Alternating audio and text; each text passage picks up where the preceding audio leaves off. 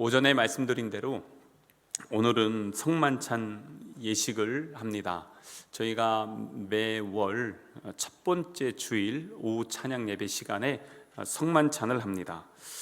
어쩌면 어느 교회에서는 1년에 한 번, 두 번 할까 하는 성만찬을 왜 매달 하려고 그렇게 노력하느냐라고 하겠지만, 초대 교회 때는 성도들이 모일 때마다 성만찬 예식을 했습니다. 그래서 사도행전에 있는 말씀들을 보면은 거기에 떡을 떼고라는 말씀들이 계속 나와요. 이게 뭐냐면 전부 성만찬입니다. 그만큼 이 교회에 있어서 또 예배에 있어서 아주 중요한 위치를 차지했던 것은 성만찬이었습니다. 그래서 우리 예수님께서도 십자가에 달려 돌아가시기 전날 밤에 제자들과 함께 오늘 본문의 말씀처럼 이제 떡을 떼시고 잔을 나누시면서 함께 주 안에서의 교제를 해 주셨습니다. 우리 예수님께서 부활하시고 승천하신 이후에도 초대 교회는 이 성만찬 예식을 계속해서 이어나갔습니다. 우리 제자들이 모이고 예배하는 곳에는 반드시 성만찬이 있었습니다. 그 뒤에 이제 교회에 핍박이 있고 그리고 예배하는데 너무 어려움이 있는 그런 시간들이 많이 있었어요. 옛날에 그 책 중에 보면은 제국과 천국이라는 소설이 있었거든요. 여기에 있는 이 내용들을 보면 환난과 핍박 때문에 성도들이 공예배를 드릴 수가 없어요. 너무 힘들고 어려운 시간들, 그때에 성도들이 어떻게 믿음을 지켰는가? 우선은 목회자들이나 사역자들이 잔과 빵을 들고 그 회중들 사이로 지나가면서 그 큰 많은 무리들 중에서 그 서로들 알잖아요. 그분한테 떼가지고 빵을 주면서 주님의 몸입니다. 그리고 나서 그 자리에서 포도주 한 잔을 주면서 마시면서 주님의 피입니다.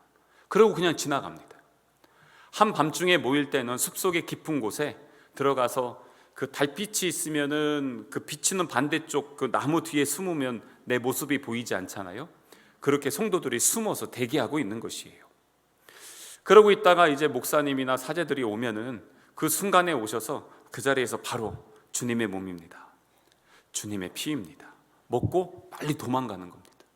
잡히면 순교, 죽기 때문에 목숨을 각오하고 함께 모여서 찬양하고 말씀을 나눌 수 없을 그때에도 이 성만찬 예식을 통해서 성도들은 그 믿음과 신앙을 지켜 나갔던 것입니다.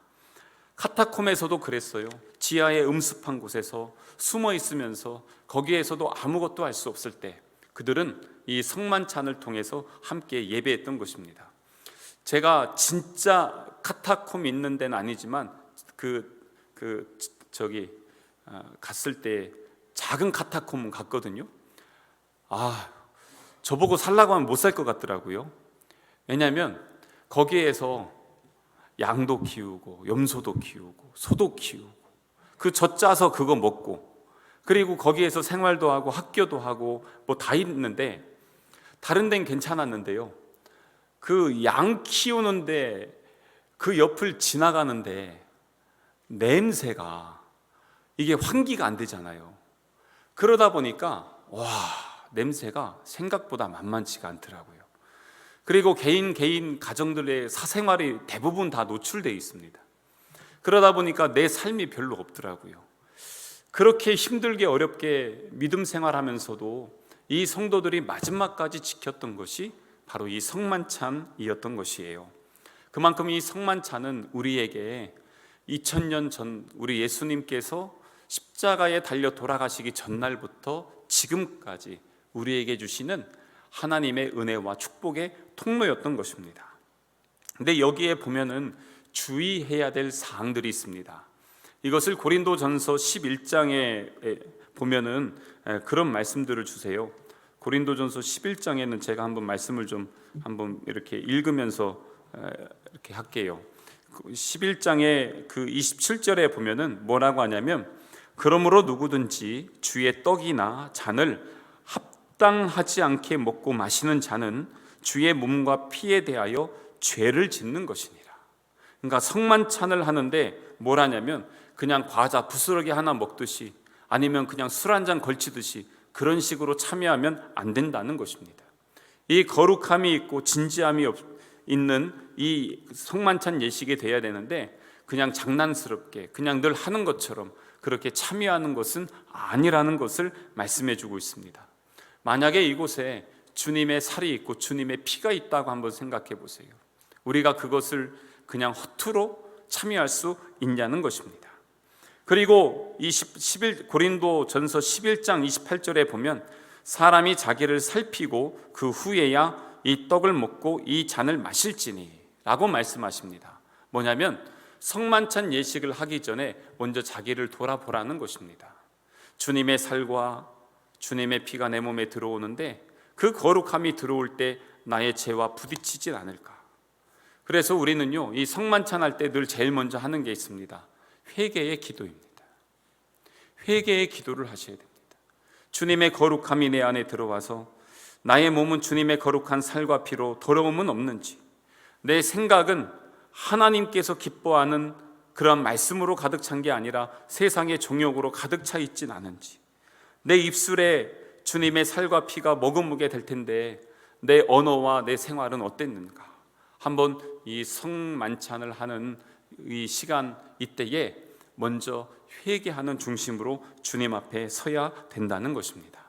그래서 오늘은요, 예전보다 성만찬을 조금 길게 하려고 합니다. 그렇게 해서 예전에 우리 코로나 이전에는 여러분들이 앞으로 나오셨잖아요. 이제 오늘 온 세대 예배도 했으니까 이제 예전 성만찬 예식으로 돌아가려고 합니다. 그래서 우리 장로님들이 앞에 서 계시고 여러분들이 가운데로 오셔서 이렇게 나가시면서 참여하시는데, 서 있을 때나 자리에 앉아 있을 때나 주님의 거룩한 만찬에 참여함을 묵상하면서 회개함으로 주님 앞에 나오고 주님의 살과 피를 함께 먹고 마시기를 바랍니다. 또한 그 29절에 보면은 또 이런 말씀도 주세요. 주의 몸을 분별하지 못하고 먹고 마시는 자는 자기의 죄를 먹고 마시는 것이니라. 그러니까 성만찬의 의미를 알지 못하고 그냥 의무적으로 참석하면 안 된다는 것이죠. 주님이 나에게 주신 살과 피, 생명을 주신 그 은혜를 묵상하며 감사함으로 이 예식에 참여해야 된다는 것입니다. 제가 예전에도 한번 말씀드렸지만, 그래서 이 성만찬 할 때는 세례교인 이상을 기본으로 그렇게 하고 있어요. 온 성도들 앞에서 공적으로 하나님의 자녀가 됨을 고백한 사람들이 성만찬에 참여하게끔 하고 있는 것입니다. 근데 제가 어렸을 때 우리 교회에서 성만찬을 하는데 제 앞에 계신 그 동네 어르신이 교회를 나오신 지 얼마 안 됐는데 평소에 술을 즐겨 하셨어요. 근데 그때 우리 교회 그 포도주가 얼마나 맛있었는지, 이분이 성만찬 딱 와서 내 자리에서 그 잔을 갖다 딱 마시더니 막 그러시는 거예요. 이 습관이 나오는 거예요. 그냥 그 자리에서. 그러더니 더 줄 수 없냐 뭐 이런 식으로 그러는데, 그게 아니잖아요. 의미를 알아야죠. 알지 못하고 먹으면 이렇게 된다는 것입니다. 이것이 우리 하나님 앞에 영광이 되냐는 것이죠. 그래서 지금 우리가 이 성만찬을 하면서 우리의 삶과 그리고 우리의 신앙을 다시 한번 주님 앞에 내려놓고 회개하고 주의 은혜를 구하면서 이 자리에 함께 서야 될 것입니다. 오늘 우리 예수님께서 주신 말씀처럼 이 성찬할 때 이 떡은 무엇입니까? 예수 그리스도의 몸입니다. 이것이 상징하는 것. 우리 예수님께서 이스라엘 백성들이 출애굽해서 광야에 있을 때 그들은 만나를 먹었어요. 근데 이 만나는 어땠습니까? 그들이 광야를 살아가면서 먹었던 것입니다. 하나님이 공급해 주신 생명의 양식이고 은혜였습니다. 그런데 이제는 예수님께서 그냥 그때만 먹고 마는 떡이 아니라 영원히 살아있는 생명의 떡이 되어 주셔서 예수님 자신을 우리에게 내어 주셨습니다. 이게 바로 성만찬의 떡인 것입니다. 그래서 광야에서 만나를 먹었어도 죽었지만 우리 예수님이 주시는 이 생명의 떡을 먹고 마시는 자는 영생하리라고 그렇게 말씀하여 주시는 것입니다. 그리고 또한 우리에게 잔을 주셨습니다. 이 잔은 무엇입니까? 예수 그리스도의 보혈을 상징하는 것입니다. 이것은 구약의 어느 시점이냐면 출애굽할 때 마지막 10번째 재앙 있잖아요. 10번째 재앙은 모든 장자가 다 죽는 것이었습니다. 이것은 예외가 없어요. 이스라엘 사람도 다 죽는 거예요. 그런데 죽지 않는 조건이 있어요. 어린 양을 잡아서 문지방과 문설주에 바르면, 그러면은 이 죽음의 천사가, 하나님의 사자가 넘어가는 것입니다. 넘어간다 해서 유월하다 해서 유월절이라고 하는 것이죠. 그렇게 하면서 주셨던 이 어린 양의 이 보혈, 이게 상징하는 것이 바로 오늘 이 잔인 것입니다. 그래서 이 잔을 먹고 마시는 자는 죽음과 사망의 권세가 나를 넘어가는 것이에요. 그래서 이것을 먹는 것은 생명의 은혜를 공급받고 누리는 것입니다. 그렇기 때문에 이스라엘 백성들이 유월절 어린 양의 피로 구원받았듯이 우리는 예수 그리스도의 보혈로 구원을 받고 하나님의 자녀가 되는 권세를 받게 되는 그 은혜를 기억하며 감사함으로 우리는 성만찬에 참여하는 것입니다. 또한 이 성만찬은 그러기 때문에 예수 그리스도의 살과 피가 내 안에 들어와요. 무엇입니까? 예수 그리스도와 연합이 되는 의식입니다. 주님이 내 안에 생명으로 임재하여 주시는 것. 그래서 신학교 때는 막 이런 것도 배워요. 성만찬 할 때 이 각 신학자들 교파마다 의미하는 게 있어요. 화채설이라고 있습니다. 그건 뭐냐면 이 실제로 빵과 포도주가 우리가 먹을 때 예수님의 살과 피로 바뀐다, 이렇게 주장하는 사람들이 있어요. 또 영적 임재설이 있습니다. 실제로 변화되진 않지만 예수 그리스도께서 우리가 기도할 때 이곳에 주님의 살과 피로 임재하여 주신다 하는 그러한 주장하는 분들도 있고, 상징설은 뭐냐면 떡과 포도주는 다만 예수 그리스도의 몸과 피를 상징할 뿐이라는 거예요. 상징하는 것이다. 근데 이렇든 저렇든 어떤 걸 가지고 하든 그것도 뭐 다 중요한데, 진짜 중요한 건 뭐냐면 이 성만찬을 통해서 내가 예수 그리스도와 연합이 된다는 것입니다. 주님이 내 안에 들어와 주셔서 나에게 생명을 창조하시고 공급하여 주시는 것, 이게 바로 이 성만찬 의미 안에 담겨져 있는 것입니다. 그래서 이 성만찬을 하면 우리 예수님께서 성만찬 하시고 나서 그때 주셨던 말씀이 있어요. 요한복음 15장이 그때 주신 거예요. 그때 혹시 기억나세요? 포도나무의 비유? 그래서 나는 포도나무요 너희는 가지라. 그가 내 안에 내가 그 안에 거하면 사람이 열매를 많이 맺나니 나를 떠나서는 너희가 아무것도 할 수 없습니다. 성만찬을 통해서 열매를 기대해 주셨던 것이고, 예수님은 잠자는 자들의 첫 열매가 되어 주셨던 것입니다. 그리고 또한 이 말씀도 아세요.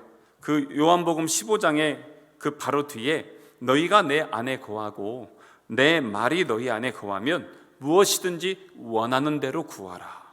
그리하면 이루리라. 뭐냐면 기도에 응답해 주시겠다는 것입니다. 왜냐하면 주님이 내 안에 들어와 주셔서 연합하였고, 그렇기 때문에 그 안에서 맺혀지는 열매를 우리에게 주시겠다는 것입니다. 그래서 이 성만찬은 주님과 연합하는 거룩한 의식이 되어지는 것입니다. 또한 이 성만찬은 그렇기 때문에 함께 먹는 거잖아요. 다른 말로 하면, 쉬운 말로 오늘 오전에 우리가 온 세대 예배했잖아요. 어린아이부터 어른들까지 한 가족이라고 하잖아요. 가족에 있어서 가장 중요한 게 무엇입니까? 의식주잖아요. 그래서 함께 먹고 함께 마시는 것, 밥상 공동체인 것입니다. 그래서 우리가 주 안에서 함께 연합되고 밥상 공동체, 은혜의 공동체, 사랑의 공동체로 함께 세워지는 이 언약의 시간이 바로 이 성만찬을 통해서 우리에게 확증이 되어지는 것입니다. 그래서 우리는 어떻습니까? 교회 안에서 뭐라고 합니까? 형제, 자매라고 하는 것이에요. 같은 형제이고 같은 자매라고 하는 것, 그것은 누구 안에서 이룰 수 있습니까? 바로 예수 그리스도 안에서 이 고백을 할 수 있는 것이죠. 그 근거가 뭐냐? 예수님의 살과 피를 우리에게 나누어 주었고 우리가 그것을 함께 먹었기 때문에, 그래서 우리가 한 형제이고 한 자매라고 그렇게 이야기를 하는 것입니다. 그래서 가족들은 어떻습니까? 함께 먹고 함께 마시고, 그리고 때로는 허물을 덮어주고 함께 기뻐하는 것, 이게 바로 밥상 공동체 가족인 것이에요. 그런 가족의 기쁨을 함께 누리게 되는 것이죠.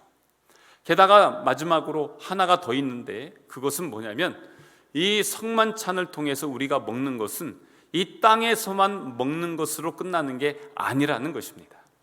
장차 우리 주님이 우리에게 이제는 축복해 주실 때 영원히 누릴 새 하늘과 새 땅, 하나님 나라를 미리 맛보는 것, 이게 바로 이 성만찬을 통해서 주시는 은혜인 것입니다. 순교자들이 순교하는 그 마지막 순간에 그랬어요. 정말 비참한 내용들이 너무 많이 있는데 그 중에서도 은혜가 되었던 것이 잠시 후에 다시 만납시다, 그래요. 서로 눈빛을 보면서, 그러면서 그 자리에 가는 것이죠. 그 하나님 나라에서 영원히 먹고 마시고 누릴 그 천국의 잔치, 천국의 맛을 이 성만찬을 통해서 우리에게 미리 맛보게 해주시는 것, 이게 바로 성만찬을 통해서 우리에게 주시는 그러한 귀한 의미인 것입니다. 그래서 이 성만찬을 통해서 오늘 우리가 이 시간에 하나님께서 우리에게 베풀어 주신 그 은혜를 기억하고 감사함으로 주님 앞에 함께 서기를 간절히 소망합니다.